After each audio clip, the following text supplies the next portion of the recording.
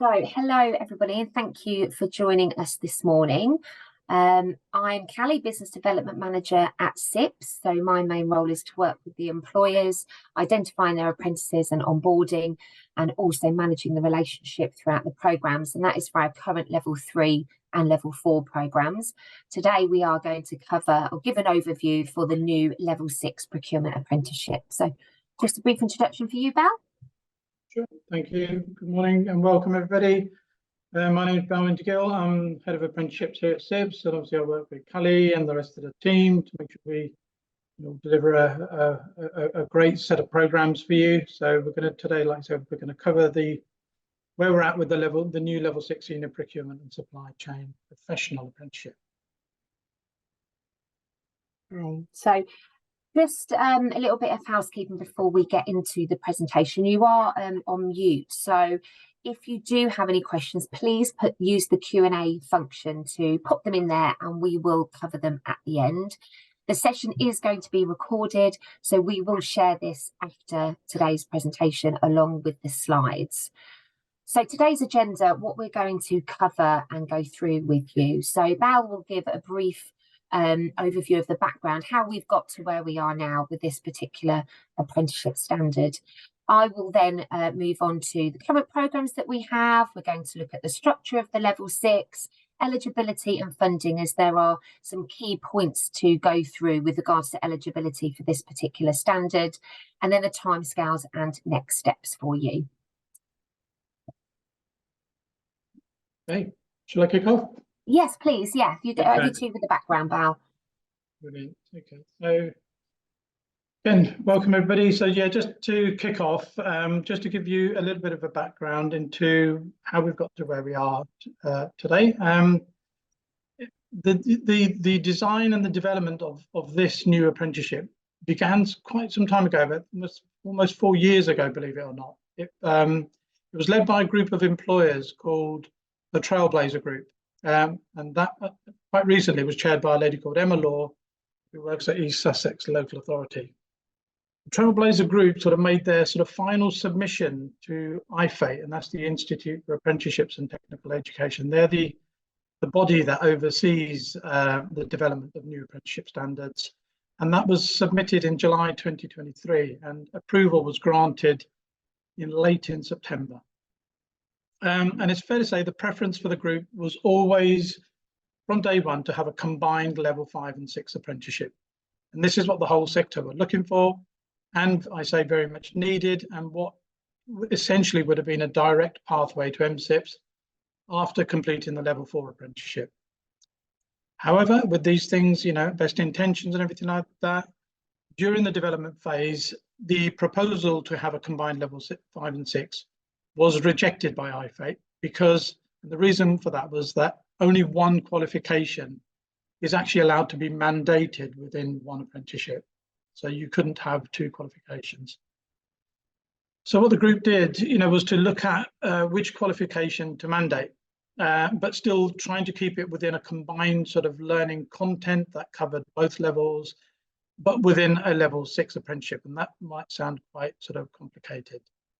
So one of the things they looked at is having the Level 5 qualification as the mandatory one was put forward, and this was rejected by IFATE, as there was seen to be a potential risk that people would drop off after completing the Level 5 qualification, possibly, and therefore they would not complete the whole apprenticeship.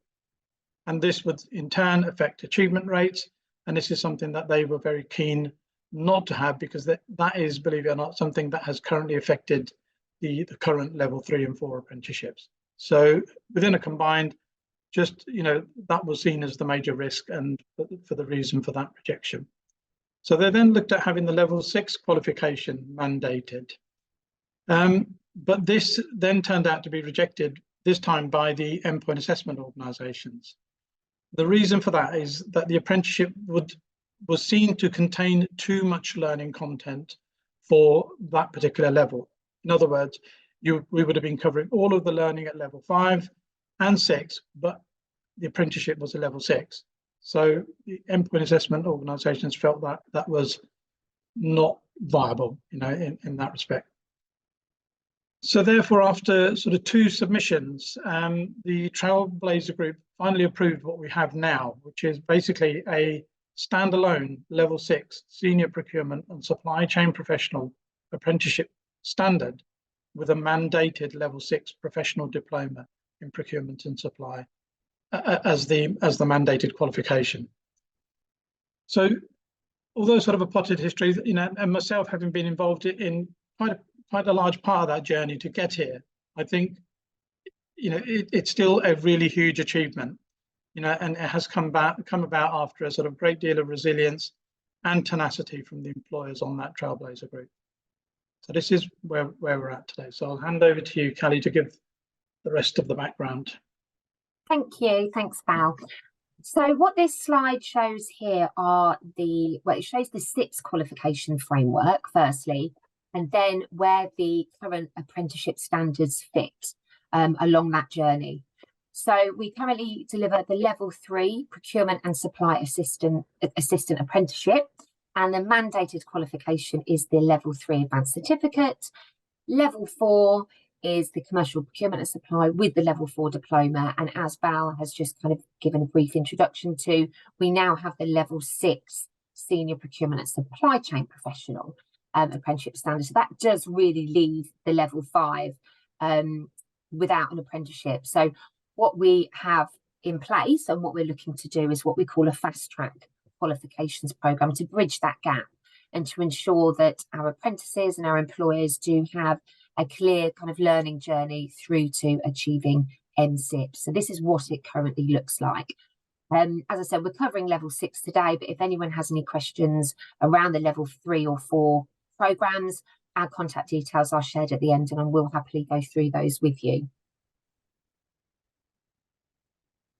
So apprenticeship standards, every apprenticeship has a standard, and this really does, as it says here, underpin everything on the programme. We do a skills assessment right at the beginning to understand where your apprentice kind of fits against that standard, ensuring there are enough gaps within their knowledge, skills and behaviours that we can then use the programme to kind of upskill them and ensure that there is enough there for them to learn. It's essentially a series of statements sit under each of those headings.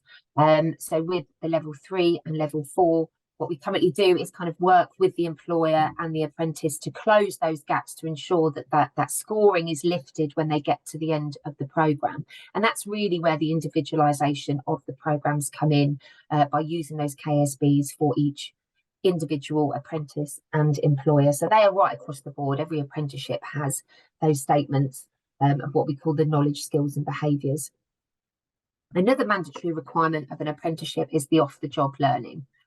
So essentially, off-the-job is anything new that apprentice will learn that then kind of fits back to the apprenticeship standard itself. So it's not just about having time off for study, because the qualification is really quite a small part of the overall apprenticeship. So you've got the knowledge, skills and behaviours also to take into consideration. So the employers can be quite creative with this time, and there's a whole kind of list of potential activities that kind of meet this requirement. So as it says here, we've got the revision workshops, they've got their tutor one-to-one sessions, any of the activities that they start to get involved in within the business that kind of close those gaps and upskill the individual also contributes to the off-the-job learning. So, as I said, they are the mandatory requirements of an apprenticeship standard, and we do ask that the employers commit to giving that time to the to the apprentice to ensure that they meet those required hours. Over to you, Val. Thank you. Okay, so with the qualification, just bear with me. You'll see from the slide here that there are with the level 6, procurement and supply professional diploma, there are 4 core modules, at level 6, and then 3 elective modules. So for the purposes of this sort of illustration, what we've done is we've pre-selected 3 of the 5 electives that people can choose from to show what the qualification would look like and how the professional diploma will be completed. The total qualification time is made up of 60 credits. which sort of in real terms equates to about 600 hours of study time. And that is made up of tuition time, self-study, and the time allowed for the exams. Now, one of the core modules you'll see on the diagram, which is Future Strategic Challenges for the Profession, which is the L6 M4 exam, it will be completed as part of the endpoint assessment. And that's something I'll come on to shortly in another slide. The core modules have sort of constructive response exams or written exams, and the elective modules, which have comparatively sort of less content in them, have objective response or multiple choice exams to go with them. However, all 7 modules, must be passed, to achieve the professional diploma qualification. But it's the qualification which then becomes a requirement for MSIPS. So you can see that whilst we have a diagram there, you can see that the units, the 12 credit units are the constructive response ones, so they have the written exams. The smaller 6 credit modules have the multiple choice exams to go with them. And then on that slide there where it says gateway, you've got that further final unit, which is going to be completed as part of endpoint assessment. And also on that slide there, you can see, just as a guide, as an indicator, the typical types of job roles that you would see associated to someone completing this level of standard. It's not exhaustive. There may be others, but it's just purely there to give you an example. Okay. Cally. And as with all of our programs, so as an overview of how the programs are delivered, very much mirrors the same as it does for our level 3 and 4 programs. As we mentioned earlier on, all apprenticeship programs begin with a skills assessment. We need to identify people's starting points. We need to identify what skills they already hold, what knowledge they have, just so that we can tailorize that program for them. And that's conducted through basically a skills assessment or a skills scan, as some people may call it. So prior to the program starting, that skills scan is reviewed with your one-to-one tutor. And the idea of that is to just, like I said, to establish the starting points, understand people's strengths and their areas for development so that we can tailorize that program for them. Induction day and the training sessions and revision sessions are all going to be delivered virtually through a live online model. So they will be in real time, and there'll be sort of very detailed timetables to sort of go in, to coincide with that, which you will all receive. But I do emphasize that whilst they are live online and they are recorded and everybody gets sent a recording afterwards, the emphasis is very much on attending those live online sessions, because that's where the real interaction and the dialogue, take place with the tutors.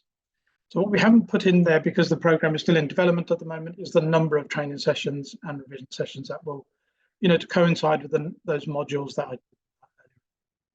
So, and then obviously, as it is with exams, whether, written exams or multiple choice exams, there will be the option to sit those at a local exam centre, or even the option to sort of sit them remotely. And we'll obviously arrange all of that with the individuals when the programs begin.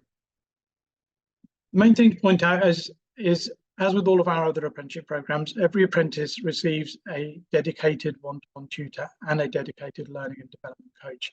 And these are 2 individuals that support people all the way throughout their program. So the tutor is very much the subject expert and will provide that contextualization and making that, the learning real and relevant to that individual's workplace. And the learning and development coach is very much a hand-holding role to make sure there are no issues and right the way throughout the program, and also to arrange those very important sort of 3-way review meetings, with the apprentice and their line manager. They take place every 10 to 12 weeks right the way throughout the program. And again, just to make sure people are on track, there's no issues, and if there are, how to sort of make sure that they're all sort of dealt with and overcome. So as part of our program delivery, every apprentice through their CIPS membership will have full access to the learner management system, and that contains all of the wonderful resources that CIPS provides to all of its members, and that is available, like I said, on a sort of an unlimited level. So everything, including sort of webinars, videos, podcasts, and lots of really up-to-date current material. And we're just going live with our new sort of apprenticeship platform called Bud, and apprentices will have full access to that. And then there obviously it can once all of the main sort of study part, the qualification part of the program has been delivered, the endpoint assessment is made up of 3 components, again, which will come onto a separate slide for that. Okay, so when it comes to the endpoint assessment, there are 3 components to endpoint assessment. And firstly, the purpose of endpoint assessment is really to assess the apprentice's competence against, key themes such as, infrastructure and governance, financial management, procurement and supply chain outcomes, things like leadership and management of procurement, sustainability and developing teams. Now, the purpose is really, like I said, to assess across their competence across those types of themes.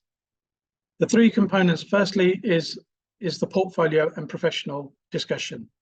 Now, that allows the apprentice to showcase their depth of understanding relating to those knowledge, skills and behaviours that are associated with this standard. It allows the independent assessor to consider the context and the sector that the apprentice operates within, giving them flexibility to ensure that all of the KSBs can be assessed appropriately. So that's like the first part of the endpoint assessment.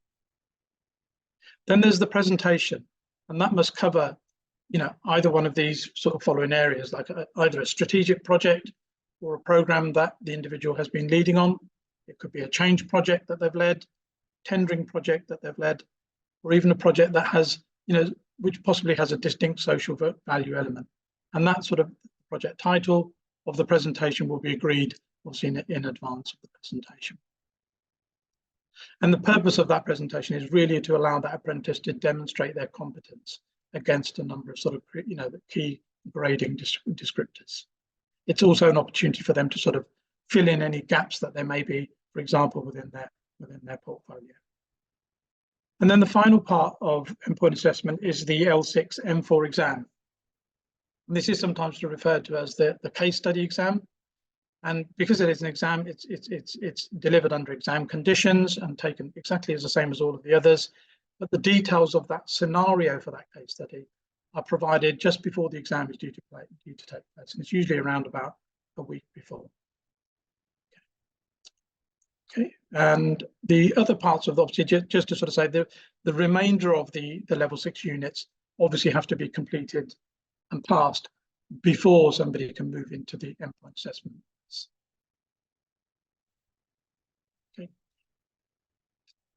Okay, so that sort of links quite closely into eligibility for the program. So the entry criteria is that people must have completed the CIPS Level 5 Advanced Diploma in Procurement and Supply to be eligible for this program.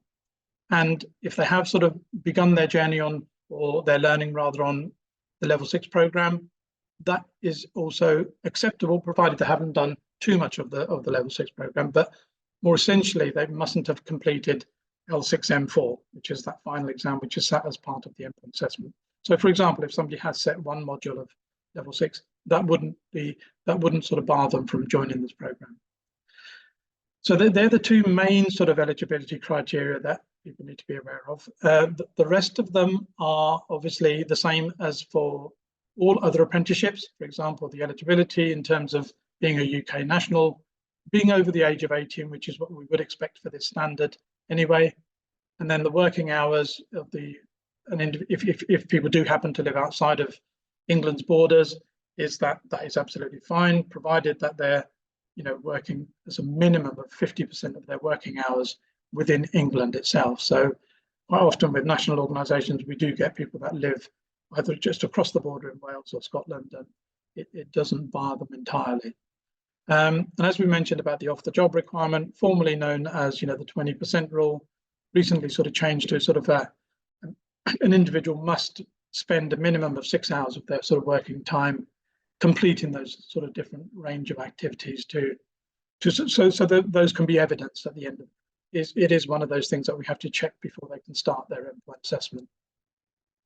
And then really the point to emphasize is that it's it's an all-inclusive program in the sense that the qualification is mandatory, and obviously as is the endpoint assessment, and the individual only completes their apprenticeship when both parts have been completed.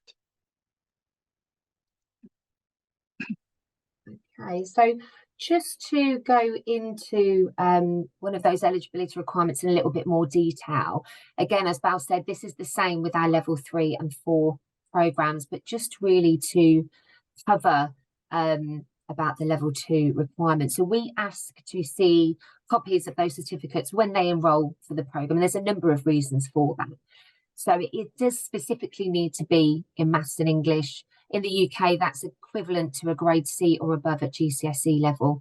But if individuals don't have copies to hand, it's not a no. And this is really to look at, well, just to show the options that are available to get hold of those certificates. So one of them is that we could potentially check the Government Learner Record Service if they've sat those exams within, I think it's about the last 12 years. They can request copies from their exam board. So there are a couple of options if they don't have them to hand. If this is unsuccessful, then they will be required to complete functional skills. And that is why we ask to see the certificates at the beginning, so we can then enrol them onto that qualification alongside the apprenticeship. But that is another thing to take into consideration alongside, a very high level procurement apprenticeship. So it's just really to outline those steps for you and any potential apprentices. We have a number of international students on our programs, and with that we will need to see what we call a statement of comparability. Sometimes the original certificates do need to be translated as well, but this is just really to ensure that what they have already achieved meets the standard of that eligibility requirement in order for them to join the programme. So it's really just to cover that in a little bit more detail. And also to say that this is not us as a training provider, this is something that we need to adhere to as part of those funding rules and that eligibility requirement, as with all other training providers of apprenticeships. Okay. Okay, on this slide, we're looking at obviously the sort of the time commitment that's been allocated to this standard. You're looking at a total sort of commitment of around 24 months or 2 years, which is broken down into two parts. One is the time taken to complete the 6 of those modules we talked about at level 6. So 18 months we're looking to allocate for that on the basis that CIPS has its 4 exam windows, etc. And that's the sort of time frame we will be allocating for that. And then there's the further 6 months to complete those 3 different activities as part of the endpoint assessment. So whilst not set in stone, there'll be the opportunity for people to complete a little bit sooner. So bearing in mind that the qualification is going to be very much built around those exam windows, when it comes to the endpoint assessment, there is quite a considerable amount of flexibility, because recently CIPS have made it slightly more flexible, slightly more on a demand level, where people can submit their different assignments every 2 weeks. So there is definitely the opportunity to complete in less than those 6 months when it comes to the endpoint assessment. And then in terms of the funding band set by IFA for this standard is 18,000. And that, I would emphasize, is the maximum funding band. So as we mentioned earlier on, every individual that starts on this program will undergo a skills assessment, where we will assess them for their prior learning, any sort of areas where we perhaps feel that they don't need too much development. And for that reason, that funding band may not be the final value, and we will sort of reduce proportionately the amount of sort of prior learning that individual may have. So, but as a maximum, that's the figure has been set. And if the employer is a non-levy paying employer, as it is with all other apprenticeship programs, they would make a 5% contribution to that funding amount, which in this case would be £900. Okay. So what's included? What do we have within the package as such, within that levy funding pot? So we do include 2 years CIPS membership, so it's extended to the length of the programme. all resources. So as Bal mentioned, they get access to a learning management system, which is constantly updated with different resources that they can access. They have the BUD system that we are currently going live with. They've got all of the support, so the one-to-one tutor, learning and development coach, us as well as those account managers. All exams are included. They get a study guide, e-learning, and we do include one free exam resit should it be needed. So pretty much everything that we feel that will support the learner to be successful in the programme is part of that funding element with this programme. So just a few points to mention, and again, referring back to Bal, we have several intakes through the year, and we do see this being the same with this level 6 apprenticeship. So, and these really fall in line with those exam times through the year, because they really are the driver for that practical period of the programme. So we have February, April, August, November currently. Obviously, where we are in the year at the moment, and that we are very much in the development stages of what our programme will look like to meet the requirements of the standard, we are hoping that we could have our first cohort in the spring. However, this apprenticeship standard, because the EPAO hasn't yet been identified, it's not a live standard, even though it has been approved. That is something that we will keep in touch with you on to ensure that you don't miss that first cohort and when the enrolment window opens for that. So thank you everybody for joining and listening. I hope that was useful. As I said, we will be sharing the webinar recording and the slides to support it for everybody that's here today. We do also have a short poll that I will launch at the end, but probably first is to look at those Q&As. Natalie, are you there, our assistant? Great webinar, guys. So we have had a few questions in. The first one, it says, after completing level 6, are you able to place us in jobs? Additionally, do you have any age restrictions for job placement? I ask because I'm currently 39 years old and based in South Africa. So I can try and answer that one. We don't sort of get involved in offering job placements and so on. Now, the main thing to remember, this is an apprenticeship, so the requirement for the apprenticeship is that the individual must be in work. So you wouldn't be able to start the apprenticeship unless you have an employer to support you. So it's almost like a prerequisite of joining the program. So, and obviously, you know, having completed it, you know, we would certainly help that it will help with your career development, and inevitably it will do, obviously. So,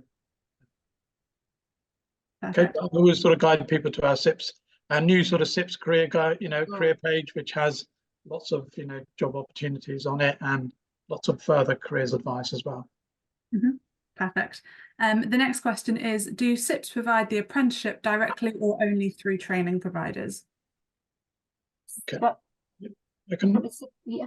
I'll try and answer that one as well. So yeah, CIPS, it's a common question. CIPS obviously are the awarding body, but within CIPS we have a distinct department, which is the area that Cally and I sit within, which is within our CIPS for Business department, which is where we do have our own study centre, where we do deliver our programmes, including apprenticeships, directly to employers. So. Perfect. What is the expected length of this apprenticeship? And then someone else also asked, would you be able to complete it sooner? I think you answered this in the presentation. We're setting out 2 years only because the exams will be timetabled very carefully around those 4 exam windows. And sitting those exams, especially at level 6, to timetable them out, you wouldn't want to be taking too many at the same time. So we're expecting that duration to be about 18 months, and then a further 6 months for the endpoint assessment, within which there will be some flexibility, only because recently CIPS has started to make that endpoint assessment sort of process a lot more flexible. So. The next question is, what support should be expected from the employer? Okay, as with all apprenticeships, the apprenticeship should be part of that individual's, normal sort of work routine. They have to do it as part of their job. It can't be something that they do in the evenings or weekends. So it needs to be sort of very much embedded into their role. And we would look for the employer to sort of be 100% in support of that individual. And the reason we say that is even with our current programs, they're invited to that skill scan meeting just to identify those strengths and gaps for improvement, very early on. And then we want them to be involved all the way through those tripartite review meetings, and also to be that sort of guide and mentor, right throughout that individual's program. Whilst we can provide the learning and contextualize it and do everything like that, the real learning in terms of applying what they've learned and developing those skills and behaviours, those happen in the workplace. Mm-hmm. Is there a minimum contracted working hours required? Again, the same as all other apprenticeships, the expectation is that people will be employed over 30 hours, but that doesn't rule out people that are employed part-time. So I think that the absolute minimum is 16 hours per week. And what that means for training providers like us is that we then have to sort of extend the duration of that program, because there's a requirement for them to meet a set number of off-the-job hours, and those are calculated on somebody working 30 hours per week. So if somebody works slightly less than that, we'll have to sort of prorata and add it onto the duration of the program. So it doesn't stop anybody. So the absolute minimum is 16 hours. Mm-hmm. So someone else asks, what does international student mean? If eligibility says that a person needs to be a UK national, also can an international student like me, who has been here for 1.5 years, take up a CIPS qualification? How can I move ahead? Yeah, it's probably a tricky one to answer in this place right now, is because it's very much on what that sort of nationality, what status that individual holds, and we will look at that as part of the enrolment. So we'll be asking for whatever evidence they have. Certain ones from certain countries do meet, and it's quite a complicated area. So when we do enroll, we'll ask for what evidence you have, and then we will check your eligibility. I think the main thing to point out that, like all apprenticeships, they are government funded. So the rules around eligibility are crystal clear, and we'll check them out on an individual sort of basis. Perfect. When do you receive your certificate for the qualification? Do you get another certificate for passing the apprenticeship? Yeah, I can answer that one as well. So yes, again, as with all apprenticeships, the individual achieves 2 certificates, one for qualification, and that is issued directly by the awarding body the minute they pass their final exam. So in this case, L6 M4, the certificate will be issued by CIPS. But in this scenario, because L6 M4 is also the final part of endpoint assessment, at the same time, they will also complete their apprenticeship as well. And the certificate for the apprenticeship is actually issued by the Education and Skills Funding Agency, and that is issued directly to the employers. Mm-hmm. Perfect.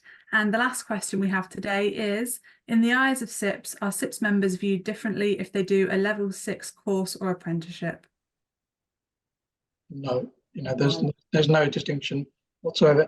Individuals and employers have absolute choice in whichever way they want to upskill themselves, whether it's through, a self-study program, a straightforward syndicated qualifications program, or the apprenticeship. It really is down to that individual.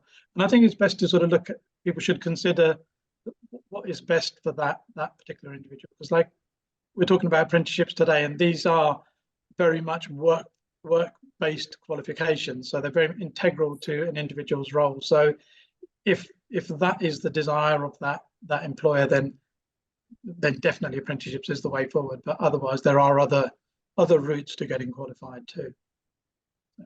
Thank you. That's all the questions we've had for so far. Thank you, Natalie. Thank you for everyone putting their questions in as well. So I'm going to launch this poll, which should show on your screen. I believe it's only 3 questions. There we go.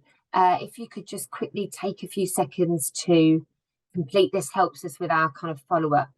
And as I said, we will be in touch with the slides and the recording after. So thank you, everybody.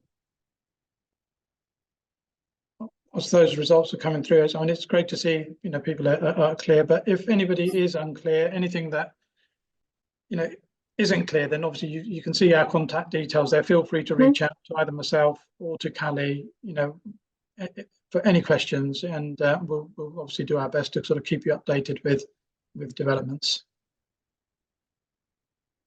Oh. I think they've all been answered. It says 100%. So thank you very much, everybody. And yeah, please do get in touch if you have any questions that we can help you with, and have a good day. Thank you. Thanks, Val. Thank you. Thanks, everybody.